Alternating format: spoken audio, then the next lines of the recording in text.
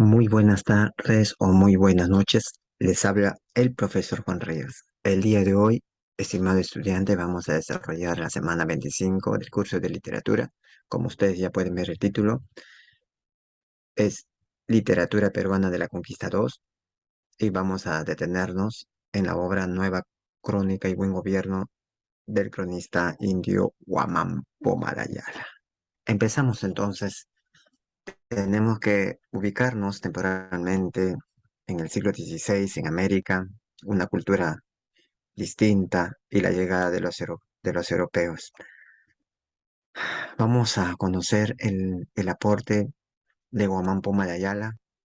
Vamos a analizar la nueva crónica y buen gobierno. Es el libro eh, que hoy nos convoca. Tenemos que aprender de qué trata este libro. El contexto que estaba ocurriendo en ese momento en que se produce esta obra. Hay que ubicarnos pues con el proceso de la invasión del Tahuantinsuyo.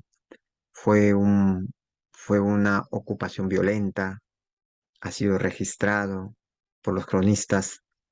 También la guerra civil entre conquistadores.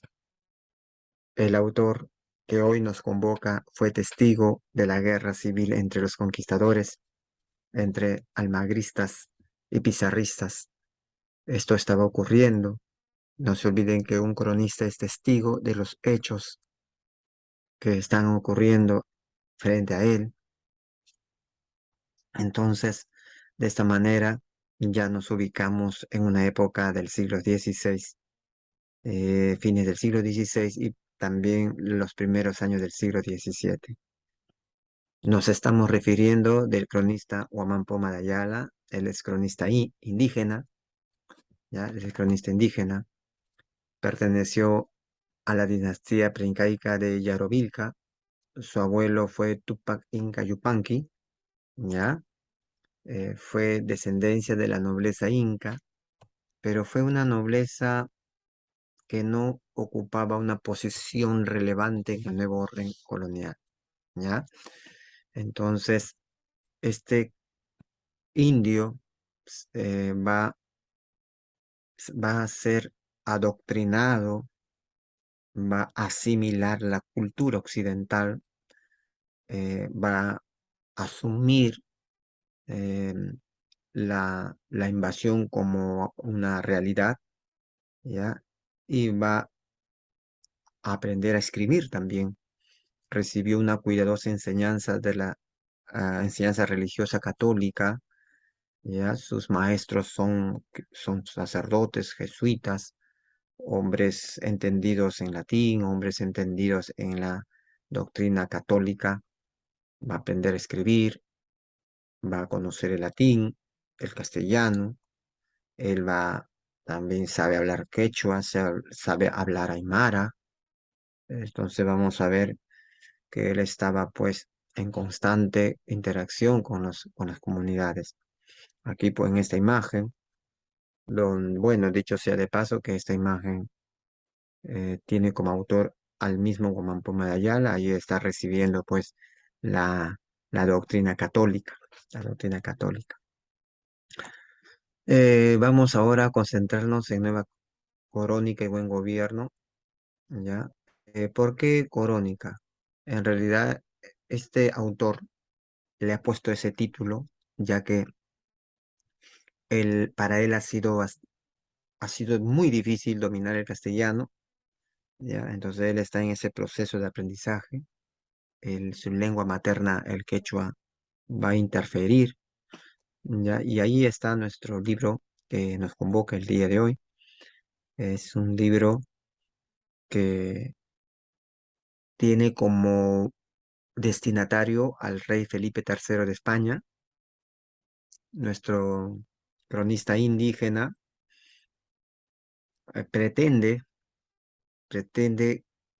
que llegue su obra, ¿ya? Hasta el mismo rey Felipe III de España, ¿ya? Entonces eso ya vamos a ver por qué. El manuscrito data de inicios del siglo XVIII, entre 1612 y 1615, ¿ya? Ahí está. Entonces hay que ubicarnos en el siglo XVII, ya, inicio del siglo XVII. Este libro pertenece al género épico narrativo, ¿ya? Especie crónica, está dividido en dos partes. La primera lleva como título Nueva Crónica, y en esta parte describe la historia andina antigua, termina con el periodo incaico y enlaza la tradición andina con la cultura occidental. Nos describe la naturaleza, el carácter del hombre andino antes de la llegada de la llegada de los europeos. Nos va a narrar la historia del hombre andino por etapas, ¿ya? Y en esa narración del origen o etapas de la historia del hombre andino en el Tahuantinsuyo, antes de la llegada de los incas incluso, se va a mencionar mucho a personajes de la Biblia. Entonces, de Noé, por ejemplo. Sabemos que la historia de Noé es un hecho que está registrado en el Génesis, y de allí, de su descendencia, va a surgir una segunda humanidad. Y uno de sus descendientes, con el paso del tiempo, va a migrar a América. Entonces relaciona allí la tradición occidental con la tradición andina. Entonces, la segunda parte lleva como título Buen Gobierno y narra la conquista e imposición de la cultura hispana y propone un mejor gobierno debido a los grandes abusos que sufrían los indios. En esta segunda parte muestra una denuncia, muestra una descripción dura, realista, de lo que se estaba, de lo que estaba ocurriendo, ¿ya? En esta etapa de la colonia. Y el autor lo va a denunciar, porque vamos a conocer las maneras diversas en que las autoridades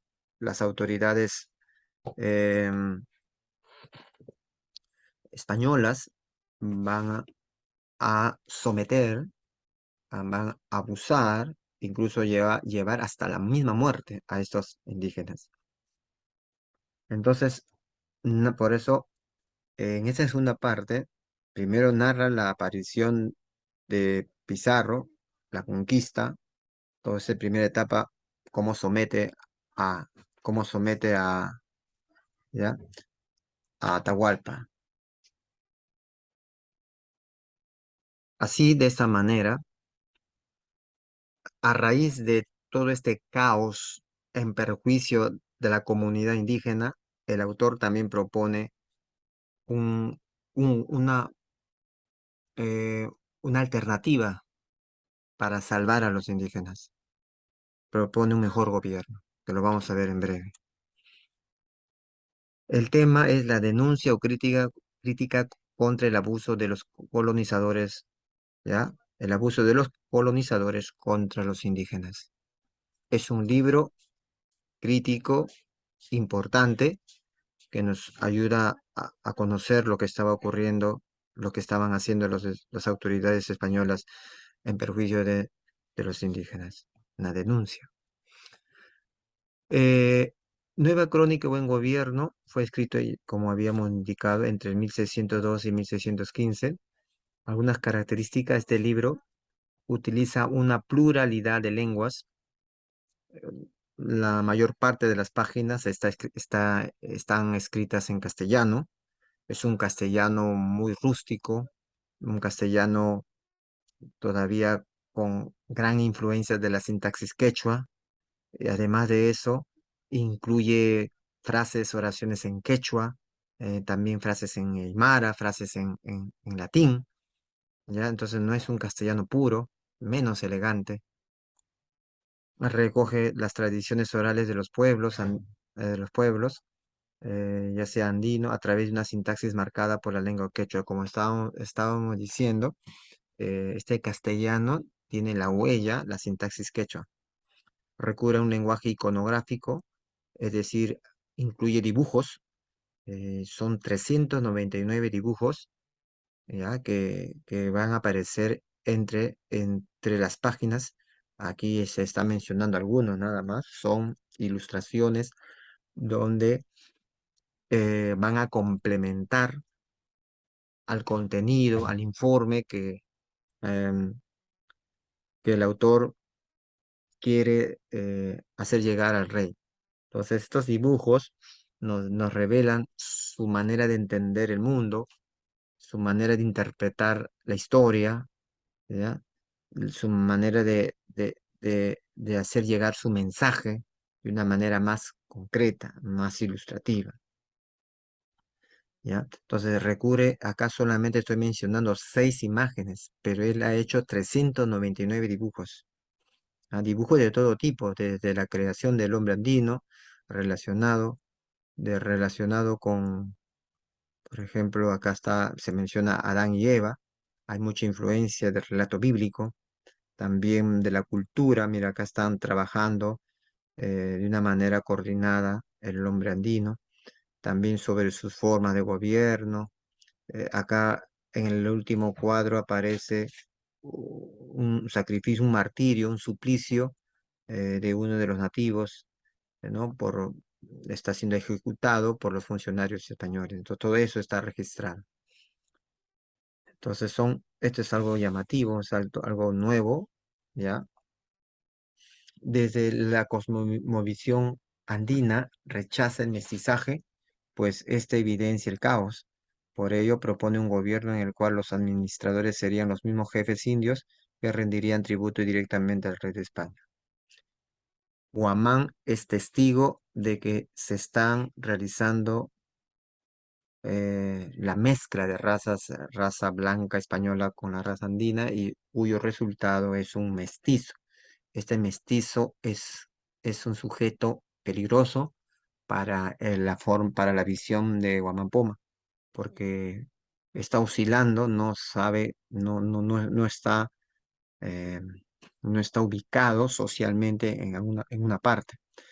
Entonces, para Guamampoma, los mestizos no deberían eh, formar parte de los indios, no deberían estar en la organización de los indios. Son sujetos sospechosos, ¿ya? Para la visión de Guamampoma de Ayala. Entonces, él está en contra del mestizaje, está en contra de los mestizos, ellos no deben asumir responsabilidades, ¿ya?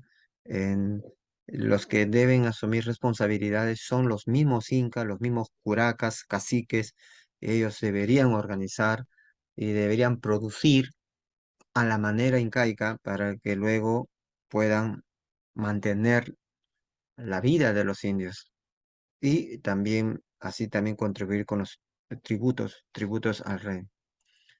Ahora vamos a ver el análisis. Ya hemos visto el análisis, esto de lo que hemos hablado lo vamos a ver en en los textos iconográficos. Por ejemplo, aquí aparece la imagen de un indio. Dice, pobre de los indios de 6 animales. Vean ustedes, acá está sintetizando que los pobres indios son hostilizados, martirizados por estos animales, y estos animales es una alegoría, están simbolizando a los funcionarios españoles, ¿ya? Leamos, el indio acosado por nuevas fieras, tales como el puma, que simboliza el encomendero, la serpiente al corregidor, el zorro al doctrinero, el tigre al capataz y otras plagas menores como el ratón cacique y el gato escribano. Entonces, se denuncia alegóricamente a aquellos que abusan del indígena. Estos animales son alegorías de personas, de españoles, que abusan, martirizan o matan a los indios. Está claramente denunciando alegóricamente. Otro análisis también, aquí podremos ver, dice el verdugo, ahí vemos qué cosa ve esto allí, a un clérigo un clérigo que tiene en la mano unos chicotes, unos látigos, y en la parte suplicante, lloroso, indefenso, humillado, está el indígena, ¿no? Esto está ocurriendo. Guamán Poma de Ayala denuncia el tema de la hipocresía de los curas quienes hablan de la misericordia de Dios, pero en sus actos no lo practican, como vemos en este gráfico donde un cura está castigando a un indio suplicante. Los curas, los sacerdotes, los hombres de Dios deben mostrar compasión, paciencia, virtudes, misericordia, pero aquí vemos que los mismos curas no lo están cumpliendo. Está criticando. En esta segunda parte dice consideración como maltrata, mira. Vemos allí eh, una señora que está con un palo castigando, ¿ya? A una sirviente criada, tiene la mano suplicante también, como pidiendo perdón, súplica. Y en el lado derecho tenemos a un varón que está pisando la cabeza de un moreno. El autor denuncia el maltrato contra indígenas, detalle que hace de esta crónica una gran diferencia de lo demás, ¿no? Cronista describe también, menciona también a los negros que eran traídos de otros lugares, de otros continentes, ¿ya? Pero principalmente se concentra en denunciar el maltrato de los indígenas. Aquí vemos otra imagen, dice "Conden- consideración ciudad del infierno". Si tú puedes ver allí, vemos una boca, ¿no? Una boca enorme y dentro hay un demonio. Acá si ustedes aprecian, aquí hay un demonio, mira, este es un demonio. Voy a, acá está un demonio. Y dentro del infierno se ve a varias personas de diferentes clases sociales, ¿no? Un blanco, por aquí también, este es un blanco, por acá vemos un moreno, ¿no? Entonces, hay elementos, eh, elementos que nos hace ver o que nos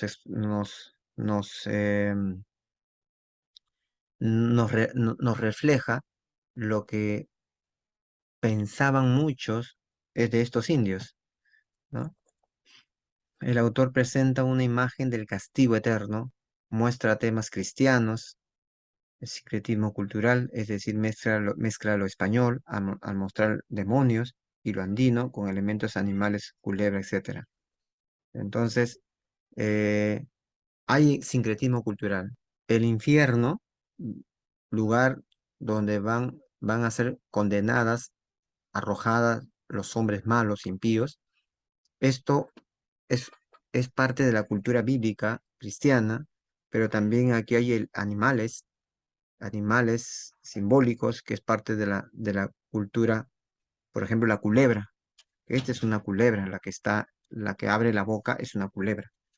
Entonces vemos cómo se van fusionando hasta formar un sincretismo cultural. Asimismo, también vamos a ver, dice acá, devoción para su ánima y salud.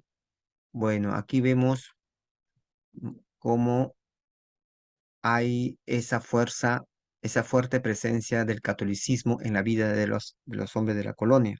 Vamos a leer lo que dice en el lado izquierdo: santa obra de misericordia que tiene mandado Dios a los cristianos del mundo, que se ha de guardar y rezar cada el día, en cada pueblo tener una cofradía, sin faltar en el mundo y en este reino, ánimas de purgatorio, picahuacha, kunapaj, yayaiki, mamaiki, panaiki, turikinipaj, churiquispas, rezanki, medio rosario, pichi kayachunga.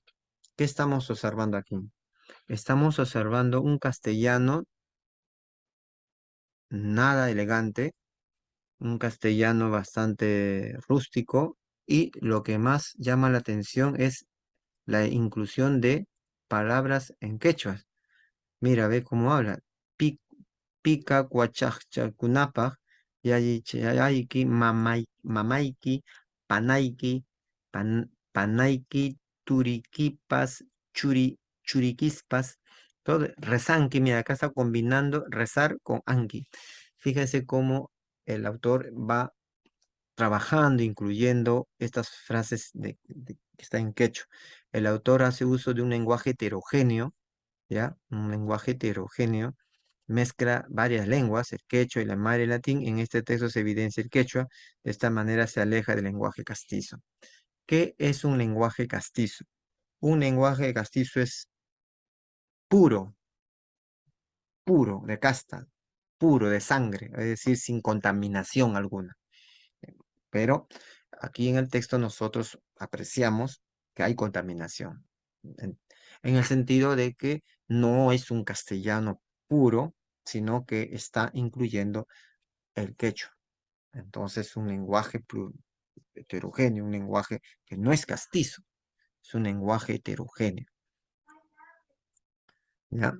Bien, entonces hasta aquí sería la exposición, ¿ya? La exposición de, eh, de esta obra importante, ¿ya? Y enseguida vamos a ver la segunda parte.